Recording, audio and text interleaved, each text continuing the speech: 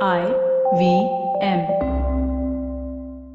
Hey everybody, as you know, we're on hiatus at Shunya One until January. In the meantime, we're going to be playing some of our favorite conversations that we had over the last year. Please, everybody, do remember to sign up to the Slack channel if you haven't. It's IVM Podcast/Shunya One. Over there's a button saying join the Slack channel. Click on that and then join the Slack channel. And send us your email address. We'll send you the invite.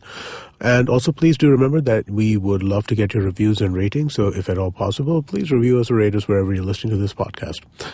On today's rebroadcast, we're talking to Sauvik Banerjjee. He is with Tata CliQ, and he talks to us about e-commerce, online, offline, how that hybrid works, and what relationships corporates will have with startups.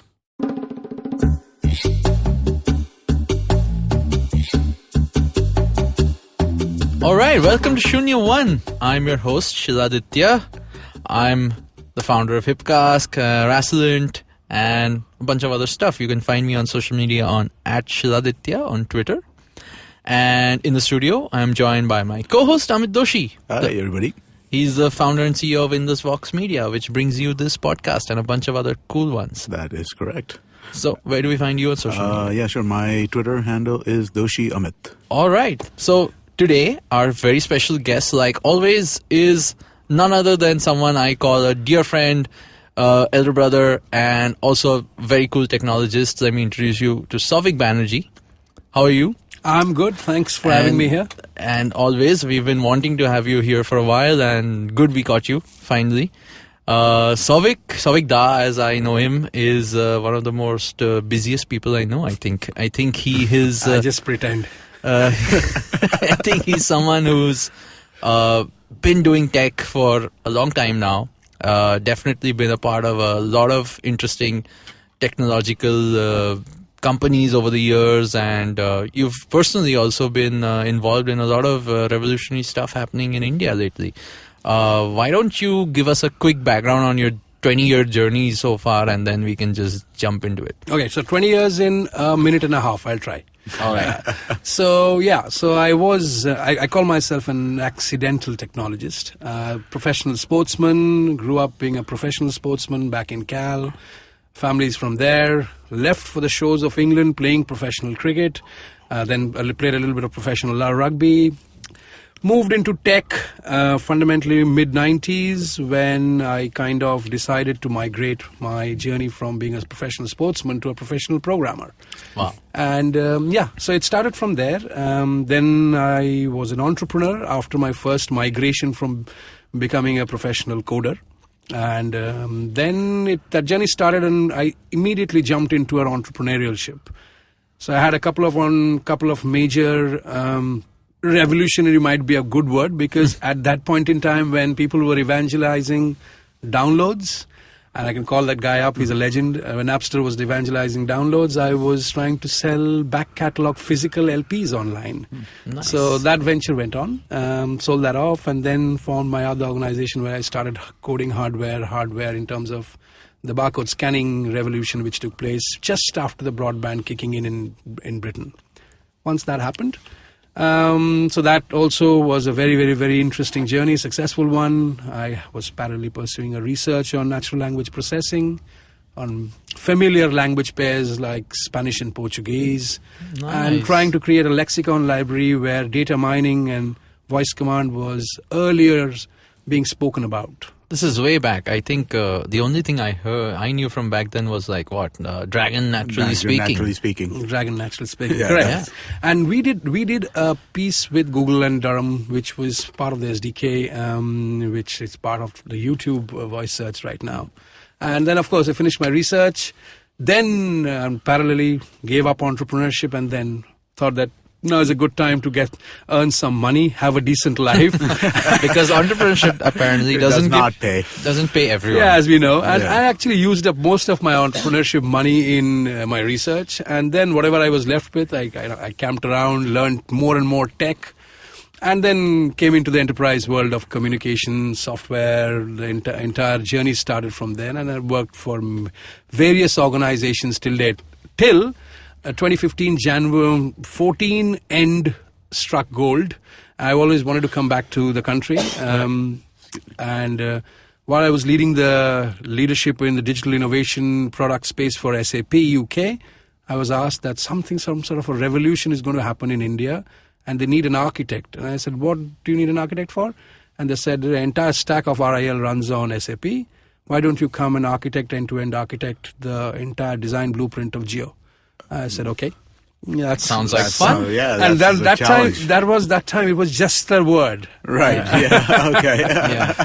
And at that very point in time, I moved my family, my in-laws. So was it called Jio back then? It was always called Jio, but it was kept quiet, right? I mean, I don't think people knew that was going to be called Jio. It was always called Jio. It was actually always called Jio for a very long time, to the point where I remember seeing resumes of people who have been at Jio for a few years. Okay. And it hasn't launched yet. And I used to and they used to leave jobs, right? So, I mean, I used to see resumes floating around of people who have worked 2 years on Jio or on some Jio product. I mean, they won the Spectrum license around 2012, 2013. Right. They won that a while ago. But they've like, even the digital stuff, even Jio apps, right? My Jio and all the stuff you see today. People had worked on it way back then, and they had left companies saying, hey, this is what I've built. And I used to ask them, but wait, where is it? Yeah, and I mean, he's like, no, it's not launched yet. Without disclosing it, putting the ex-SAP hat on, there were a lot of technology tried and testing going on as well. They were trying a scale which has never been achieved before. And biggest customer acquisition in the world, faster than WhatsApp and Facebook. Yeah. I mean, it's phenomenal numbers. You don't get to see and hear these sort of numbers. And we were not working on a mandate on that. So there was the retail part, AGO, which I first architected, and then there was the Jio Mall, which I got architected, which is now part of AGO. Okay. And then Jio.com, the entire Jio.com's journey of entire digital, offline, CRM, order to activation, that whole architecture. So I camped out of the RIL offices for long nights, burning the night oil for days. Same time, Tata Group was conceiving Tata CliQ. Right. So I ended up architecting from 2015 at the same, literally a month between Jan and Feb. So I came back in 2014 end. 1st of January, I started officially with RIL. I think 1st of February, I officially started with the Tata Group. Okay. Doing CliQ architecture. So I had to maintain a very, very, very strong sense of confidentiality. Also, how did you not go insane? I did. Okay. Just checking. No, I did. Around I think 2015 towards end, I actually gave up. Because I remember 2015, it was, I think, Dhirubhai's birthday is on the 28th of December. Okay. And then there was a huge hue and cry where employee launch was ongoing. And prior to that, we had completely lost. The team was getting burnt out. And it was also the RIL team, the core team, the amazing bunch of individuals I worked with.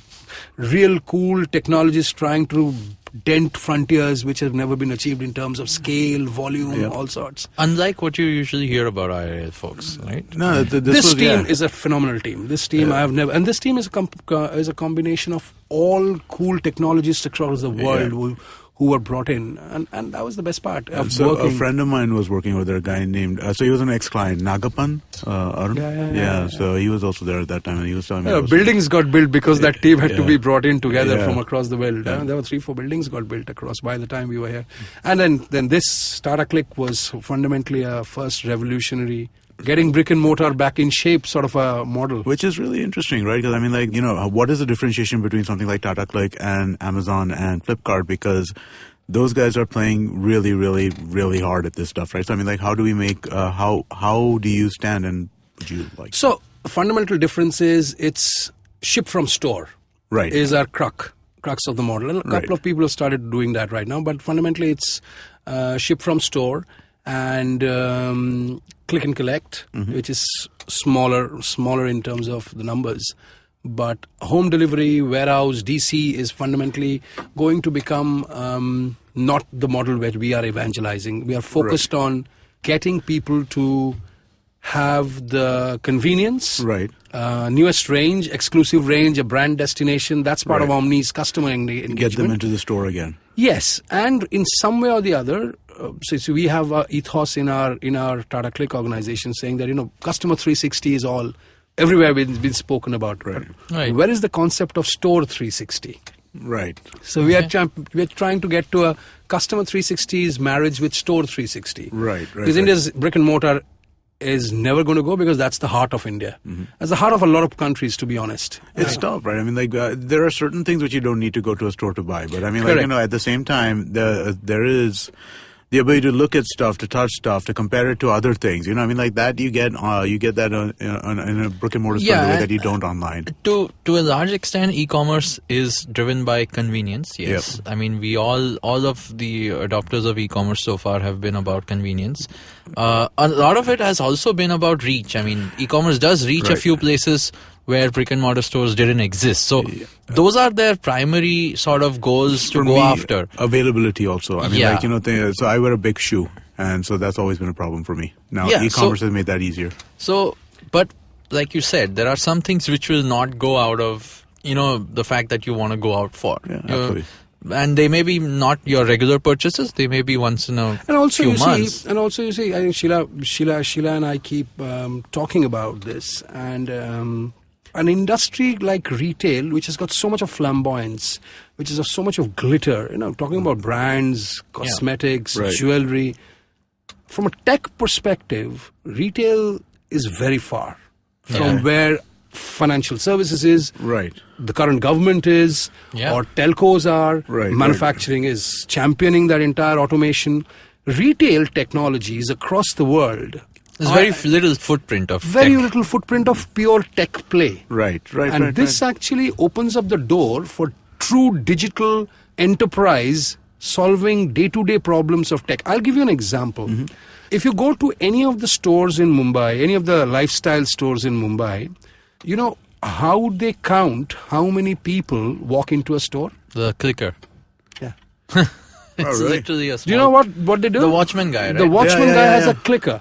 So the clicker is the way he is counting footfalls. Footfalls. Wow. Okay. Can you imagine in a day where we're talking about ML and NLP and you know AR and VR, retail stores, the biggest of brands, have a clicker in a man who's counting that. I mean, okay, that's astounding. So, and see, what I'm trying to say is there is always a gap for technology to solve, and retail definitely has the biggest gap and the biggest opportunities. Right. And that's where I think the click model is where we're trying to evangelize, you know, real-time inventory, ship from store pickup through apps. Right.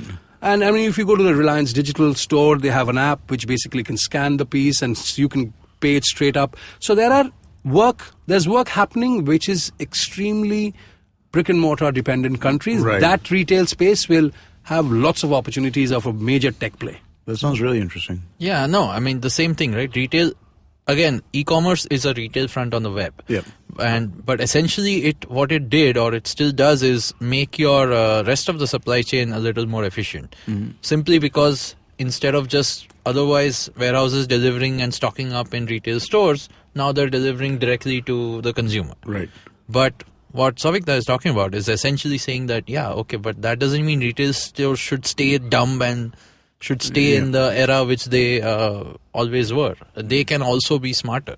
They can, I mean, beyond clickers, there's so much more, right? Not just footfall tracking. It's about, even I know a lot of, all sorts of retail stores do so many kinds of analysis of heat maps on which places people spend more time, and there's so much of stuff which can be done on retail, which can again then feed back into whatever else is your e-commerce, whatever your e-commerce destination shows. Absolutely. You know, like the stuff which people look at more in stores is essentially the stuff they look at more in online. The e-commerce stores. Yeah, exactly. So there's a lot to even gain from having a store experience. Because we have started this entire...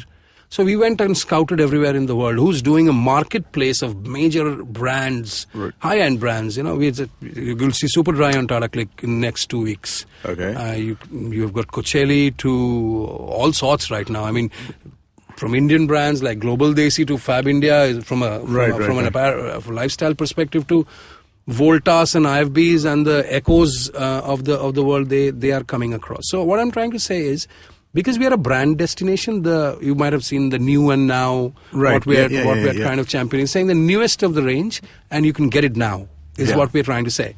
And there's a lot of technology behind that, because, you know, there's a lot of real-time inventory, there's a lot of analytics which keeps on happening in terms of how we are positioning the next campaign. Right.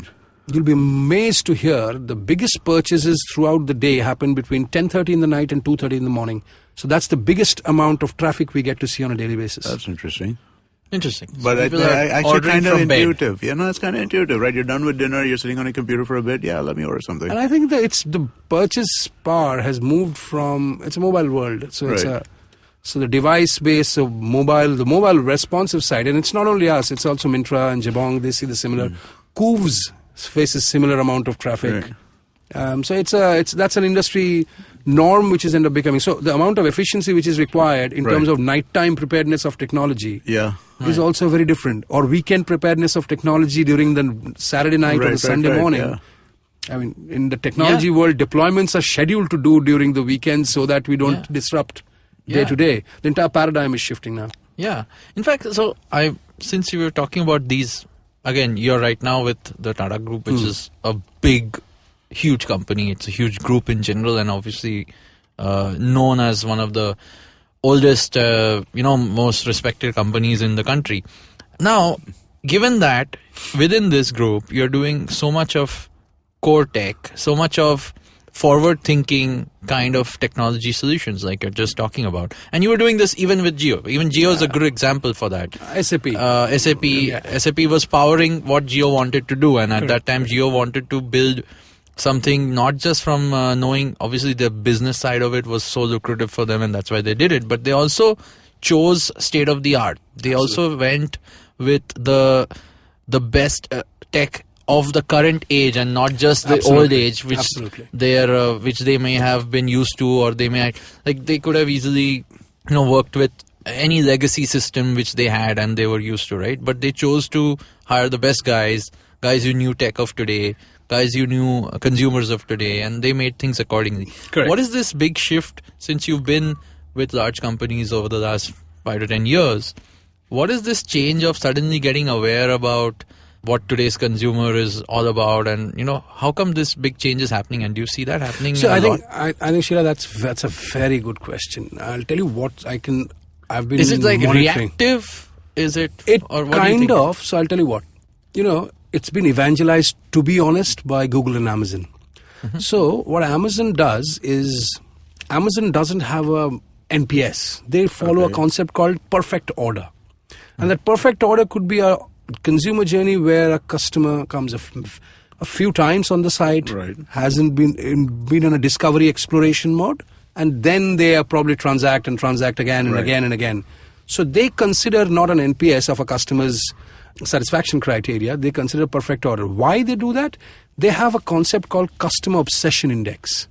Okay. So either, if you're a digital platform, what do? You either are, and Google plays the same card now, and Facebook is now mimicking that. Customer obsession, customer centricity is becoming customer obsession. Okay. You can be two companies. You can be a brand. I mean, especially these big, large, customer-focused digital enterprises. You can be a brand-obsessed organization, which is what the Flipkart model is. They are focused extensively on empowering the seller, which Amazon originally was, and so was eBay.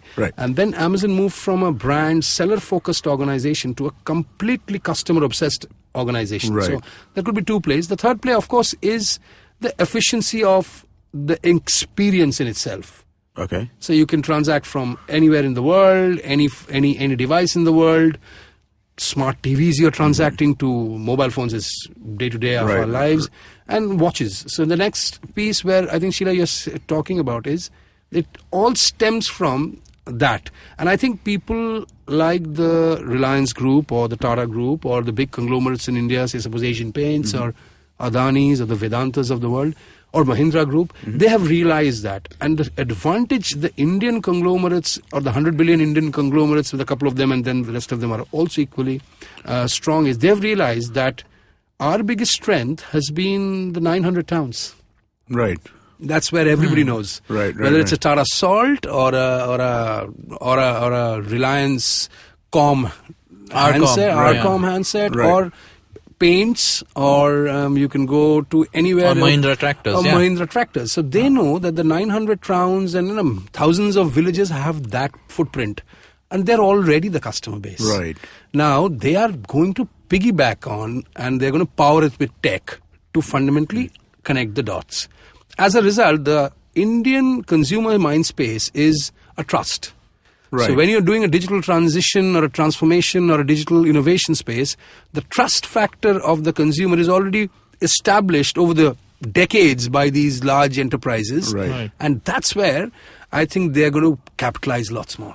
I mean, and my point was that they are actually Correct. doing it. Correct. Typically, you expect these incumbents, as they Right. are, to be hit very fast from new age startups because they're not so fast. Correct. But surprisingly, I mean, even though today we are in 2017, which is not, I mean, the digital revolution has started for a while now. For a while. But no one, maybe apart from a Flipkart, especially visibly has grown big enough as a startup to really give these guys any sort of heat. Yeah, I don't think so. And you know what? I'm very territorial about this Right. piece, and I'm very rangbaj about this piece. I do not want Chinese money Right. to come and pump up an organization or an American money to come and pump up and wow my villager. Okay. You know, dude, I know my shit. Right. I know my consumer for the last 20 years, 30 years, 50 years. I'll deal my boys, my girls, my families who I have been looking after. And you might have a lot of dollars in Chinese yen. Right. But you know what? I don't give a flying F. I'll deal. I've realized it. Yeah. I will beat you to that game in itself. So I think that's a very territorial, aggressive mind space also in tech, which we Right. constantly see. Do you Right. think that makes it even more important and makes these like family brands, if you Yeah. will, right? Is that something that you think is psychologically kind of See, linked to the Indian consumer? I think you're very right. You see, Tata Group is also very, It's- very, it's- yeah, you very know, it's like calm. there's a It's a big respect for elephant, that, right? yeah. It's a big elephant. But you know, whenever that elephant has ran, the earth shook. Whether it was Tata Steel, Right. whether it was Tesla, whether it was Tata Motors, whenever it happened, whenever they actually ran, Tata Communications, I mean, to be honest, JRD championed Air India before he gave it away and made it a public enterprise. Right. Even the aviation space from 1932. So when they shake up the whole world. Right. And so is Reliance Group. I mean, RIL is a big example of that. And you know, Asian But Paints. all the other ones you're talking about as well, All of right? The them. Birla Group and the Mahindra Group. And Arvind, yeah. Birla, absolutely, Aditya Birla. I mean, look at Idea, the way Idea championed and is championing the next 4G revolution. It was Jio, but Idea exists in the mountains. Right. Idea exists in Uttarakhand more than the penetration of a Jio SIM. Because those towers have been their space, their Right, backyard. right. And they are just deploying 4G across those spectrum lines now. So that's what I think. Because these guys have become, even SBI. I mean, SBI is championing the digital innovation space in the amount of variance they are bringing in the technology space. I mean, you know what? If from an observation and a digital technologist point of view, I think it's a great space right now because they have taken up the challenge and they said, I'm not going to let you. And they become very territorial. Suddenly, you see this entire patriotism and territorial piece which works. Right. I think it's a good space to be because you can innovate continuously. Yeah, no, that makes Actually, we can. There's a lot of invention rather than innovation, Yeah, which you is ongoing right now. Yeah. India's space, India context, India type, right. but it's still ongoing. It started. Yeah. No, so it's good to see that the fight is. I mean, the fight was always there in these big guys, but now they're putting their mind behind on their muscle and actually going aggressive. Finally, I think that's what I'm happy to see. And all right, so on that note, we'll take a quick break and come back and talk some more. Hello, everybody. Welcome to another great week on IVM Podcast. If you aren't following us on social media, please make sure you do. We're IVM Podcast on Facebook, Twitter, and Instagram. If you guys want to catch Cyrus's rant on Cyrus's live, you can definitely check out Instagram. We kind of publish that live every time we're doing it on Tuesday afternoons. Make sure you check in for that. On Cyrus this week, actually, we had a really great guest, Roshan Abbas. Roshan talks about a wonderful career spanning radio, TV, live events, entrepreneurship, and now he's an author too. It's full of funny stories, and I think you guys will really enjoy it. On Advertising is Dead, Varun is joined by JioSaavn co-founder, president, and chief strategy officer Vinod Bhatt. He gets into details about their latest partnership with Jio, their big plans for the company in the coming year, and a whole lot more. On the 99th episode of The Seen and the Unseen, Amit is joined by lawyer and policy analyst Ameya Nayak. They talk about the rules and institutions that keep populist readers in check and how they are being meddled with. Last week on the Pragati podcast, Supreme Court lawyer Ninad Lau joined host Pawan Srinath to talk about PILs, the NGT, and overall environmental governance in India. On the Echoes of India, Anirudh gives us a history of Pompeii Lakshmi, an Indian ivory statuette which was uncovered in the ancient Roman city of Pompeii.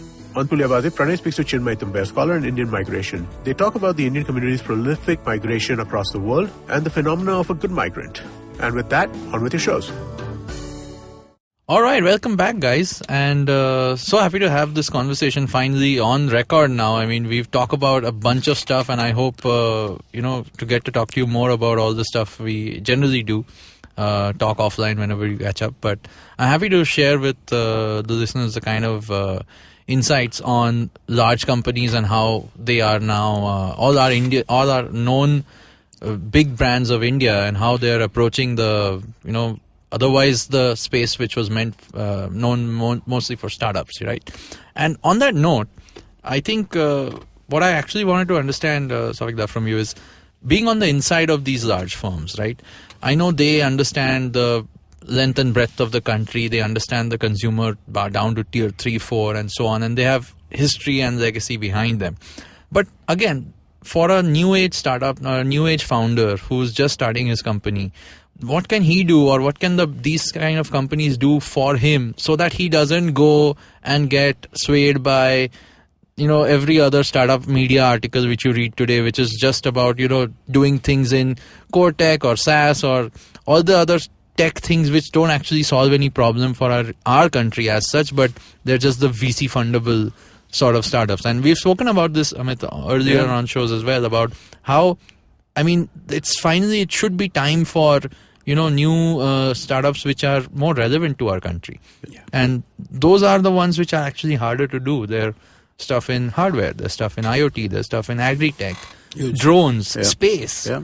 So what do you see, like large companies like the ones you're part of, to what do you think their approach is today, and how do you think it should get better? See, I'll tell you, let's take technology as an adoption space. Right. So what have we seen so far before 2014, 13, 14, when the entire startup revolution actually got properly evangelized? Right. Okay. So what have we seen? The tech space in the enterprise community were controlled by the 4 big giants: Microsoft, Oracle, IBM, and SAP. Right.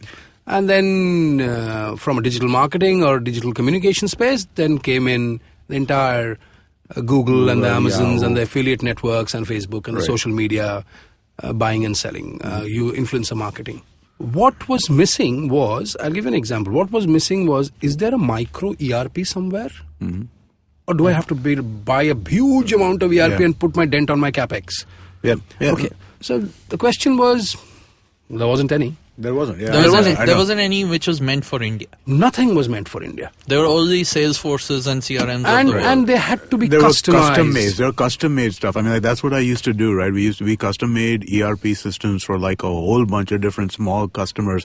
And it was so stupid because every time you're reinventing the wheel, there's no process behind this stuff. It was just, it was good. You made money doing it because you charged per hour. But it was bad because that's not how you should do stuff. Yeah. Absolutely right. Absolutely right. So that question started coming in the world of the enterprise heads as well. Great, these are great technology partners of ours, and the collaboration is not going. But what if I want to solve my new company's problem? So I've got 50 companies, 100 companies, all these big groups, and even traditional SMEs who have established themselves and are a fair few multi-million-dollar organizations rather than large enterprise corporates. Right. Where is that technology which is contextual to India? Mm-hmm. Now, I actually have a GSTN, which is built for India by the Indian community, architected by Indians. So I think GSTN could be a government example. It runs on open source. Yeah. It's built by Infosys and is the one single source of truth for all business. Let's take it this way. It's still in observation and monitoring mode, but we built it. From a tech perspective, it's there. It's there. Now, flip the coin and let's take the private enterprises like RIL or Tata Group. Every one of them, or Mahindras, every one of them has an incubation program to incubate organizations, which is India specific, which is the India stack story but for the enterprise. Now, where is adoption? I see huge adoption in the Tata Group, between Tata Comms and Tata Motors. We are always talking to Indian startups and trying to do the fit and the gap analysis in the process, and trying to fit that gap. And if there is an organization, I mean, I'll tell you an example of Tata CliQ. I work with organizations various. I mean, the reason why me and Sheila got together was fundamentally the SAP startup established. I call Sheila's organizations, the Hipcast is a pure play startup. Right. And his previous organization is a major startup. Right. And which has established a stage. Yeah, it's SME officially. It's an SME officially, right? Yeah. But SME adoption into an enterprise or a tech could be both ways. I, as an industry, can consume. The technology partners like Microsoft, SAP, and IBM are also consuming that tech. Right. Because they don't have to build it from their various huge budgets they have to allocate. The adoption is pretty strong right now. It's also indulging and creating new companies, and also adopting any new startup tech. See, the challenge for the startup is not to get Series Seed, Series A, Series B. Yeah, at the end of the day, you're making a dhanda. Then you're trying to set up business. Yeah. You need customers. Yeah. At the end of the day, every startup thinks I have got to exit in an $800 million deal. Then to ho gaya.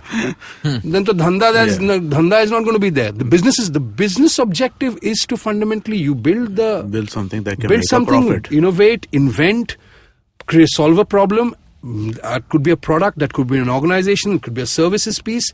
But then the enterprise community has to also warm up to it and then buy. Who's our biggest consumer base? It's always the Builder Group or the Tata Group or the RIL or the big Vedanta Adanis. If they have to not buy, if they can't be wowed, then I'm missing a huge space to sell. Correct. I can't create a tech startup in India and think of selling it in Nordics and Europe and North America. Right.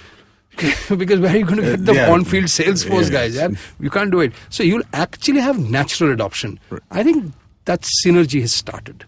Okay. Yeah, I think we've not seen too many success stories out of it yet. But that's why I wanted to ask you. Like, as I know you personally like to work with startups and go out of your way to mentor them, and that's how we got connected. Like, there's a personal interest as a technologist to see what other founders are building.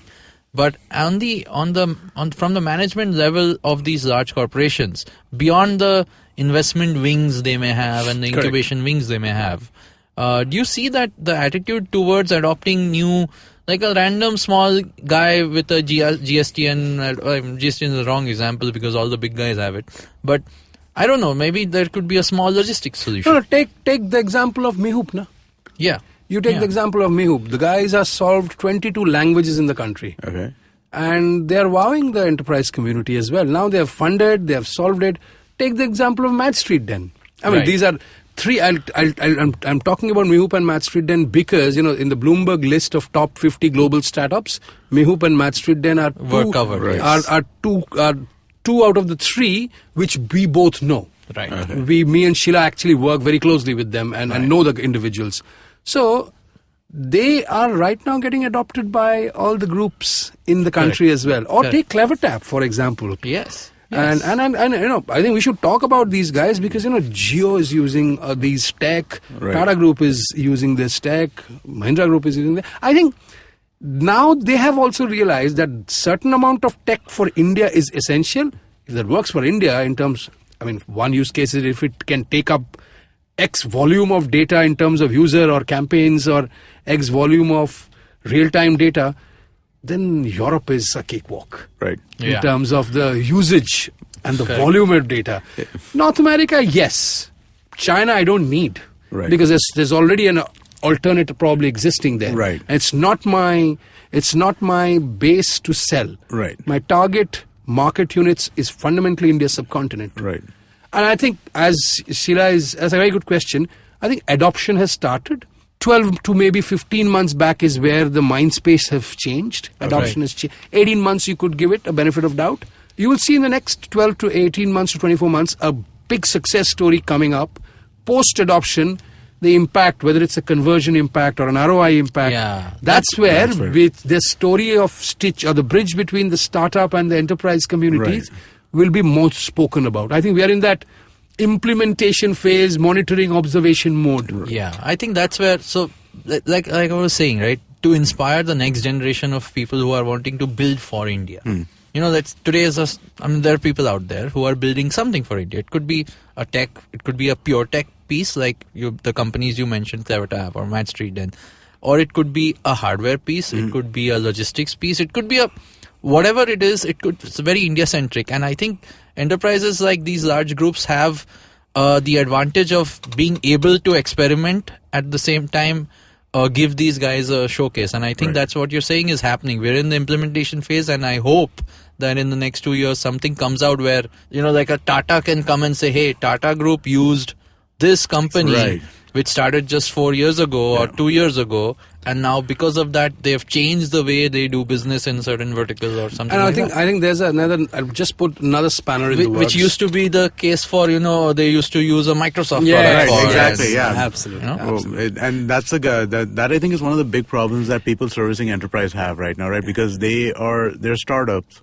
They have a great product, but they don't have the track record, they don't have the capitalization, and there is a certain amount of fear that, hey, what if you're not here? And we put critical functions in your platform, and then you're not here a couple of years from now, then what are we going to do? Absolutely. I mean, saying that, it could be, and I can see another shift where I'm very connected to the Israeli tech community, the startup community, because of Tata Group, X footprint. And also the North American, the Valley is also very well connected with, over the years, working in UK. They are now contextualizing and trying to make sure that the labelization, the contextualization of high-end products are not only catered for their own market, but for India. So India is becoming a destination for Israeli tech startups. The Bay Area startups. See, the Bay Area will always have an adoption quickly because there is already an audience which has been built and set expectations have been built. But then next, whenever the frontiers are crossed from the valley, they now need a market, and India is going to be their biggest market. Yeah. So it's going to be China, because they can't break into it. Yeah. Exactly, and India is probably the biggest adoptive market. What did you just showed me? Microsoft product today, Kaizala. Yes. Microsoft launched an Indian name-inspired product for India. There you go. Yeah. But because this is a market for them these days. And it has to be, because, we have just talking about 66 cities who are adopting technology. Think of when actually Jio plus other telcos and broadband, 100 MB broadband is ubiquitous. 5 years, 10 years down the line, what's your gut? I think 5. 5? Yeah, I'd go with his gut on India all the time. Yeah. Okay. He's like what do you call it? He's like our Whoopi Goldberg. I was going to say old, but I think that says more. No, I like his predictions because it generally comes true. And if you have 100 MB broadbands across the country, can you imagine the adoption of tech by normal consumers? It's already crazy, right? By the way, you should. The way you should think of it is, how fast has a company like Tata Sky gone all the way down to even not to be offensive, but Jhopparpattis have a dish on them. Yeah. Right? You look but that's outside, proper adoption. Yeah, that's proper adoption. Once now people realize, TV, I knew what it wanted. I wanted to watch my serials, so I got Tata Sky. Even though it's like a few fraction of my monthly income, suddenly they'll realize, wait, data is more essential for me. I need my YouTube. I need my YouTube. So they will pay for it. You know what? I'll give you a real life example. And it'll go as fast as Tata Sky went. Yeah. And I'll give you a real life example. We launched luxury on Tata CliQ. And, with all these high-end brands, Michael Kors and all of that. They're not really, really high-end, but they're premium plus premium plus. Let's put it that way. Weird stats started to see. This month we've had a phenomenal, to be honest. And for the last few months, the luxury space is really, really caught on. Bareilly, Lucknow, Tiruchirappalli, Nagpur, Kanpur, that's where the adoption is coming from. So these sort of tier 1, tier 2 towns are warming up to Michael Kors because of the wallet share is there as well. Right. There's a huge amount of wallet share in Kanpur and Nagpur, but the accessibility wasn't there. And now with the penetration of a proper broadband, and think of it 5 years down the line when you actually have 100 MB broadbands at home and all of that 4G becomes 5G. It's going to soon happen, right? Yeah. And 100 MB of footprint. And they'll all have routers which beam, if not the wired line. They'll all have beam, and they'll beam. They'll beam everywhere. And then then retail therapy becomes very, very, very, very good for the wives, more importantly. That's exactly what will happen. I mean, the cable penetration is a clear mirror. Cable, mobile, data. Yeah. Absolutely. Okay, that's how it's. I mean, that's the typical India story now, and we can see. We saw cable, we saw mobile, and now data will push everything. Like everything will run on data anyway. It almost always already does. Already is. You know what will be the big challenge, Sheila, to fix going forward? Will a fun to fix a big challenge would be the entire mining of that data. Yeah, I think that's where. Okay, so finally, I know telecom has woken up to it today. Yes. After having 15 years of data behind them, Right. They're suddenly realizing, oh, I need to Know what's happening. yeah, I should really get some intelligence out of this. Like, why do people hate us on Twitter so much? Let me put some machine learning into what's been happening and try and predict and make them not say nasty things on Twitter. So I know telecom is waking up to it, but we're only creating more and more piles of data much faster now. So I think with broadband and penetration of data usage in general, we'll see a lot of interesting patterns emerge for sure. But Absolutely. yeah, but coming back to my, the way in which a startup or startups, right? I mean, we talk about startups here because entrepreneurship is something to be encouraged, and Absolutely. we really hope more and more people start More something. entrepreneurship happens, more the GDP of India will grow. Exactly. So how do these founders who are out there, who are probably hopefully doing things which are different and India specific, and or to help the country in some way or the other, what's the best way to just get in and work with a large enterprise like this? I mean, we've seen beyond the applying to their incubator, and how does that happen? How do you see? What's the best way in, do you think? I mean, obviously having people like you on the enterprise side is great because they reach out. I think having people like me, I think there requires to be a lot more people from the enterprise community who has to become hands-on engaged in the startup community. Yeah. The way we are right now, and I actually to be honest, I find it quite disappointing that, the enterprise community is not fiddling around in the 850 startups are registered in Andheri East. Yeah. How many enterprise community leadership actually fiddle around? Is my biggest, I would say it's a ask. Right. I mean, people who listen, and I'll say come. Because what the mind space you guys have and championed and the experience, these guys are dying to take that knowledge and information. And there is a lot of orchestration, manipulation, which on goes in the mentorship nonsense. But I would still say, make an effort. I mean, today I was speaking to somebody, without naming him, who represents a technology giant. And he said, how do I get engaged? So it's the problem, I'll tell you, Sheila, is that everlasting problem when a struggling actor comes to the country and goes to a studio. How do I get connected? The fact is, if you try 10 times, one of the doors will open up. Right. Yeah. It's from a startup space. Yeah. But from an enterprise community space, if you don't trial these out, you will be outnumbered in terms of growth. Yeah. Yeah. No, you got to try, right? I mean, like that's. It's a truism or whatever. No, it but has to happen. you From have to try. what I'm understanding is it has to happen from both ends, right? It does. Even people on the enterprise side need to be able to convince the right people to let them go out and speak Right. beyond just like I know we've been talking here about Tata because you are in the thick of it, and at the same time some other company may say no, we're too confidential, don't talk about what our brand That does. happens to us all the time. I mean, like, Right? not So- this particular show, but on other shows, it's like, no, you can't talk about this. No, you cannot talk about this. Please make sure that No, you but know. the thing is, see, what are we talking about? What are we talking about is out. Right. There's nothing which is, we are contextualizing what we must talk. We generally, No, my point was most people are bound by this inherent corporate nature of red tape. But and that stops them, right? Yeah. That stops them. See, that's where it has to break, because the amount of knowledge in corporate, whether there's good governance, which is completely non-existent in the startup community. Exactly. Oh, I think that's a very needed. Security of technology in the startup community using open source is absolutely at rock bottom. So there is no security protocols or procedures, and this the enterprise community, the corporates have championed For years, yeah. and they have got it into an autopilot mode for the next 20 years. They won't even have to touch. See, that sort of learning of years of excellence, people with black belt in Six Sigmas, process, That is essentially, at the end of the day, you'll always never be a startup if you are a good one. You want to grow into something You have to more. remember that. Yeah. You will, at one point in time, Amazon was a startup. I mean, the whole point is not to be a startup Right. for Not life. to remain a startup. Yeah. Yes. And for that, you would require that mind space of those experienced entrepreneurial individuals who have been part of that corporate entire governance process. And governance is just one part. Quality assurance. Right. Yes. Customer service. Customer service. Process. So it is the amount of value the enterprise community and the leadership will bring to a startup Right. is also the invention dies down in enterprise community because of the stagnation they go through and go into an autopilot mode. So standardization and invention, innovation is a conflict. Yeah. But there has to be a marriage somewhere.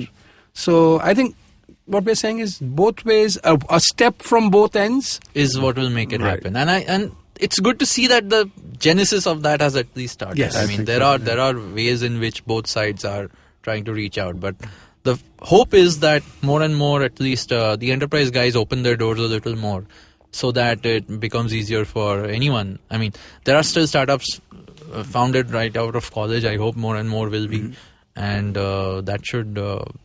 You guys should be the first ones to help them out or trial them out. So I think Tata Group has been very vocal in the media, in the press, in the adoption of new age startups. Right. And everywhere. And all Tata Group companies are, I mean, I'm not saying anything which is not out in the public, but that mind space is always there, because at one point in time, all Tata companies were a startup and who have become great companies. Right. And I could see that not only Tata Group, I can see that happening across all large enterprise communities in the FSI space. SBI is a big example. Yeah. Huge example how they're adopting to startup technologies, and how they are helping the startup community in the process.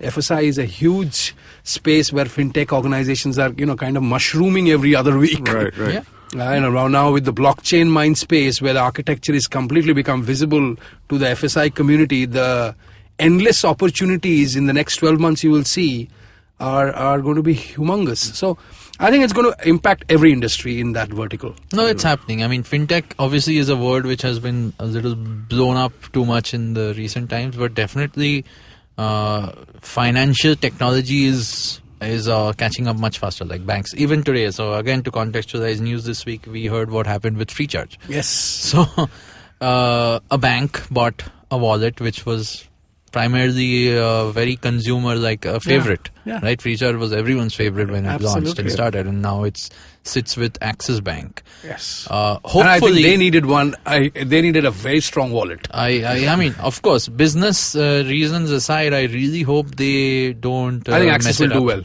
Axis will do well because Axis has got a very, again, naming banks, but the way Axis works is Axis adopts quickly. Axis is like a little sponge. Okay. Any good piece of kit, branding, technology. So see from where Axis was, and the biggest, arguably one of the top leading brand ambassadors of the country actually evangelizes Axis, which is Right. Deepika. Yeah. Right. So even to get from what UTI was and to become Axis as a It's brand, big and deal, then yeah. and then completely on an app specific, has got millions of app users, and then Deepika evangelizing. That's a story in itself. It is. Right. So they've tried to do things quicker No, than most. they're very impressed with this, right?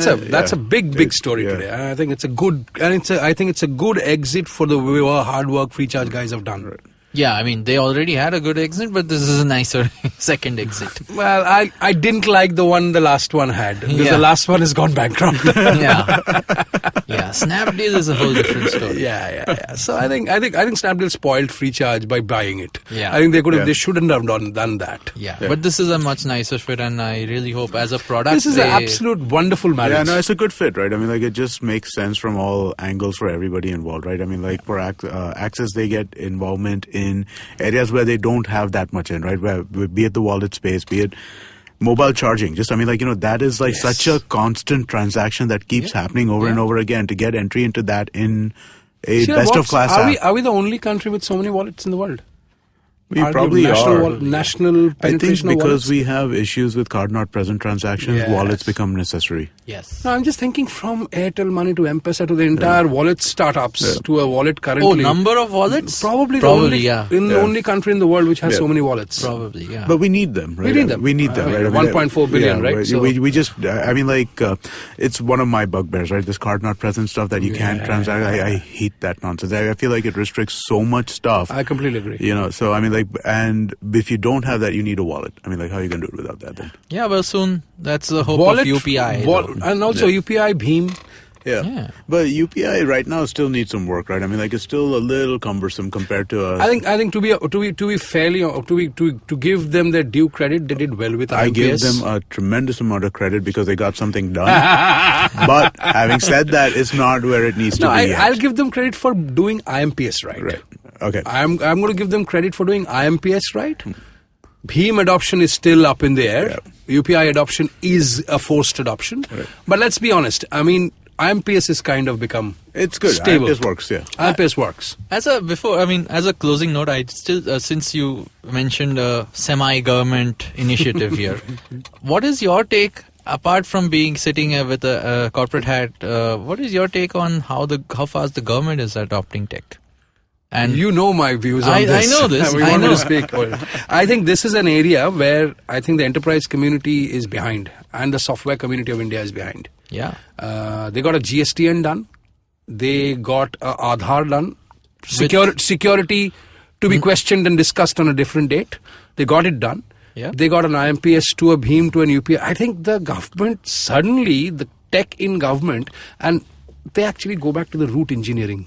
They are using the IITs, they are using the core engineering college from Roorkee. And the government knows my boys who are learning engineering learn engineering of software science on open source.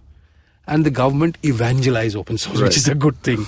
Because, and community built open source, which is regular tractions, which are regular maintained. So I think in that space, government is ahead. Yeah. And I think it's a catch-up journey for the enterprise community and the software community. And in general startups as well. I mean, startups are they're solving it for 800 million. Yeah. I mean, I think we'll beat them. And I think the technology community will beat them. But what they are doing is very clever. They're using the best of both. And they're now looking and solving, as we always discuss, the bigger picture. Yeah. And that's something to learn from, if nothing else. I think there should be more and more. Absolutely. I mean, I can vouch for things like in Britain, the smartness in the way unanimously, the VAT versus GST comparison of what it ended up becoming and what it was. But if you think of it, when going back, PwC wrote a white paper on when VAT got adopted in UK.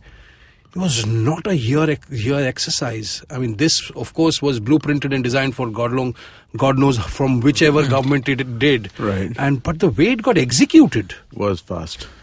Yeah, I mean, I think that space, there is a lot of agility in the government space right now. At least from tech perspective, I'm pretty impressed. I mean, I don't want to comment because one thing what I have is the entire adoption of what it was and what it is now. Okay. Yeah. I think that's always good. I think leading by example, as this government is doing, is only a good thing for the rest of the community. But on that note, I had so much more which we want to talk about, and I hope to have you back for it. But on that note, I think we are going to have to wrap for today. And thank you so much for being here, Sauvik. I mean, thanks, Sheila. This has been a long time coming, and I'm definitely having you back. It would be my absolute pleasure and honor. Is there somewhere where people can reach you on Twitter or something like that? Yeah, so my handle is SOVS76. Okay. Sugar Oscar Victory Sierra 76. Cool. And just a reminder to everybody, please sign up to our Slack channel. You can go to the website, ivmpodcast.com/Shunya One. Yeah.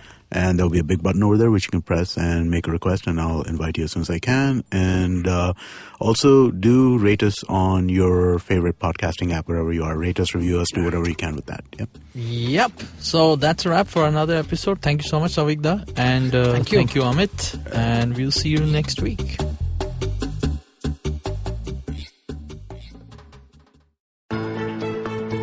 How aware do you think you are of your laws and rights? Do you look up to laws when you are caught up in situations? Do you know what your rights are when you're stuck somewhere bad? Well, here's a show that can help you move an inch closer to being aware of what your rights are. Tune into Know Your Qanoon with me, Amar Rana. This is a podcast meant to answer all your law-related queries. Catch Know Your Qanoon every week on the IVM website or the app or anywhere you get your podcast from.